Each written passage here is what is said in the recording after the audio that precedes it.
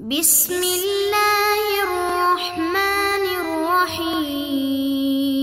السلام علیکم دوستو، کیا حال ہیں؟ سب خیریت سے ہیں؟ ہماری گفتگو چل رہی تھی اسم موصول کے بارے میں، اور اس سے پہلے لیکچر میں ہم لوگوں نے اسم موصول کی تعریف اور عربی میں استعمال ہونے والے اسماء موصولہ وہ پڑھے تھے۔ آج ہم عربی کی کچھ امثلہ بنا کر پھر اسم موصول کے بارے میں چند باتیں ہیں وہ عرض کرتے ہیں۔ تو سب سے پہلے واحد مذکر کو استعمال کرتے ہیں۔ پہلے میں نے عرض کیا تھا کہ اسم موصول دو جملوں کے بیچ میں ان کو جوڑنے کے لیے آتا ہے۔ اب دیکھیں، ہم دو جملے بناتے ہیں۔ جاء التلمیذ، غاب بالامس، اس کا ترجمہ کہ وہ شاگرد آیا، گزشتہ دن غائب تھا۔ اب دیکھیں، بیچ میں جو کہ آنا چاہیے تھا اردو میں، تو ہم نے اردو میں جو کہ لگا دیا۔ عربی میں جو کہ کے لیے الذی کا لفظ آئے گا۔ یہاں الذی کا اس لیے آئے گا کہ تلمیذ یہ واحد ہے اور مذکر ہے، تو اسماء موصولہ میں سے واحد بھی ہو اور مذکر بھی ہو تو وہ الذی ہے، اس لیے ہم اس مثال کے لیے الذی کا انتخاب کریں گے۔ اب ہماری مثال بن گئی جاء التلمیذ الذی غاب بالامس۔ اب یہ مثال مکمل ہو گئی۔ بقیہ مثالیں بعد میں ہم بنا لیں گے، پہلے تھوڑا سا اس مثال پر آپ غور کریں اور اس کے بارے میں ایک دو باتیں ہیں وہ سمجھیں۔ الذی تو ہو گیا ہمارا اسم موصول، لیکن الذی اکیلے کا ترجمہ ہے وہ جو کہ۔ اب جو کہ یہ تو غیر واضح ہے، یعنی مبہم ہے، اس کی وضاحت بعد والا جملہ کر رہا ہے۔ غاب بالامس یہ مکمل جملہ ہے اور یہ الذی کی وضاحت کر رہا ہے۔ الذی کا معنی جو کہ، غاب بالامس گزشتہ دن غائب تھا۔ اب دیکھیں، غاب بالامس نے الذی کو واضح کر دیا، اور یہ بات ہم پہلے بتلا چکے ہیں کہ موصول کے بعد جو جملہ اسم موصول کی وضاحت کرے گا اس جملے کو موصول کا صلہ کہیں گے۔ تو بات واضح ہو گئی کہ الذی تو ہوا موصول اور غاب بالامس یہ ہوا موصول کا صلہ۔ اور دیکھیں، یہ مکمل جملہ ہے۔ مکمل جملہ نہ بھی ہو، مرکب تو ہونا چاہیے، لہذا یہ ایک ضابطہ بن گیا کہ اسم موصول جہاں بھی ہوگا اس کے بعد اس کا صلہ ضرور ہوگا، اور وہ صلہ مرکب ہوگا، چاہے مرکب تام ہو، جیسے کہ ہماری اس مثال میں غاب بالامس یہ مرکب تام ہے، یعنی مستقل اور مکمل مفہوم دینے والا جملہ ہے، یا مرکب ناقص ہو، جیسے مرکب ناقص کی مثال آپ بنا لیں الذی عندی، تو عندی یہ مرکب ناقص ہے، یعنی مضاف مضاف الیہ ہے، مرکب اضافی ہے۔ بہرحال ہم ان دونوں کو اب آپس میں جوڑتے ہیں۔ الذی ہو گیا اسم موصول، غابہ فعل ہے، یعنی فعل ماضی کا پہلا صیغہ واحد مذکر غائب۔ چونکہ التلمیذ واحد مذکر تھا تو اس کے مطابق ہم اسم موصول بھی واحد مذکر لائے الذی، اور الذی کی مناسبت سے آگے جب فعل آیا جملے میں تو وہ بھی واحد مذکر آیا، تو غابہ واحد مذکر کا صیغہ ہوا، اور یہ چونکہ واحد کا صیغہ ہے اس میں ہوا ضمیر اس کا فاعل ہے جو اس میں چھپی ہوئی ہے، ضمیر مستتر، اور بالامسی یہ جار مجرور اس کے متعلق ہو جائیں گے غابہ کے۔ غابہ فعل اپنے فاعل اور متعلق سے مل کر پورا جملہ فعلیہ خبریہ ہو کر یہ الذی کا صلہ بن گیا۔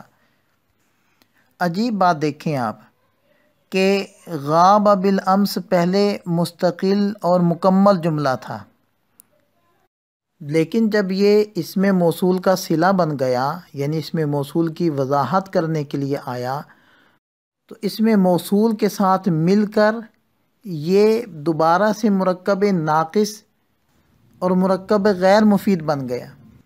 آپ ترجمے میں غور کریں، الذی غاب بالامس پورے کا ترجمہ کیا بنے گا؟ جو کہ گزشتہ دن غائب تھا۔ دیکھیں یہ مفہوم ناقص ہے، مکمل نہیں ہے۔ تو اس سے ہمیں یہ بات سمجھ میں آ گئی کہ موصول جب اپنے صلے سے مل جائے گا تو یہ ایک مرکب ناقص بنے گا، مرکب غیر مفید بنے گا اور جملے کا ایک جز بنے گا۔ اب یہاں کون سا جز بن رہا ہے؟ آپ ترجمے میں غور کریں، ہم مرکب اضافی بھی پڑھ چکے ہیں، مرکب توصیفی بھی پڑھ چکے ہیں۔ ترجمہ دیکھیں، وہ شاگرد آیا جو کہ گزشتہ دن غائب تھا۔ اب ترجمے میں آپ غور کریں گے تو بات سمجھ میں آئے گی کہ التلمیذ یہ موصوف ہے اور الذی غاب بالامس اس کی صفت، اس کا وصف بیان کیا جا رہا ہے۔ تو ہم ترکیب میں بھی ایسے ہی کریں گے کہ التلمیذ کو بنا دیں گے موصوف اور ما بعد ساری عبارت کو موصول صلہ بنا کر ہم التلمیذ کی صفت بنا دیں گے۔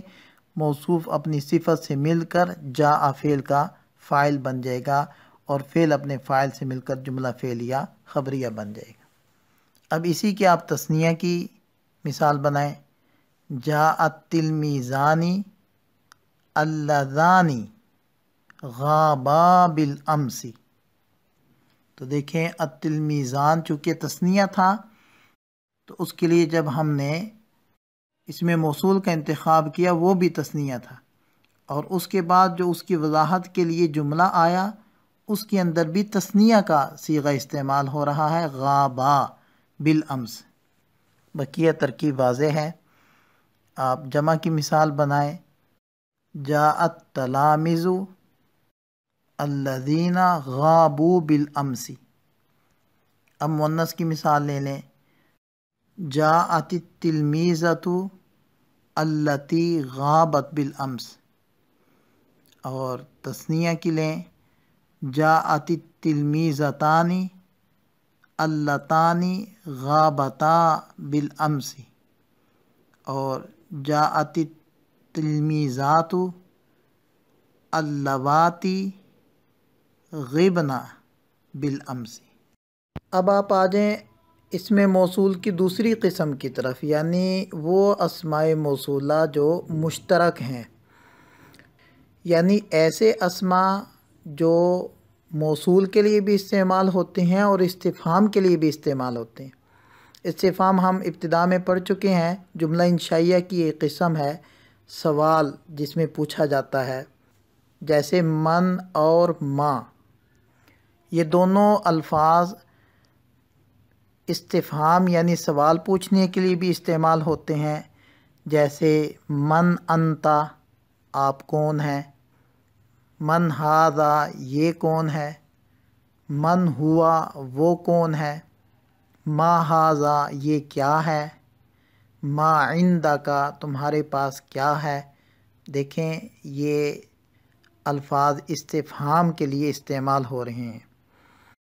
ایسے ہی یہ دونوں الفاظ بطور اسماء موصولہ بھی استعمال ہوتے ہیں، جیسے من کی مثال قرآن کریم میں ہے، فذکر بالقرآن من یخاف وعید، کہ آپ قرآن کے ذریعے سے نصیحت کیجئے اس شخص کو جو میرے ڈرانے سے ڈر گیا۔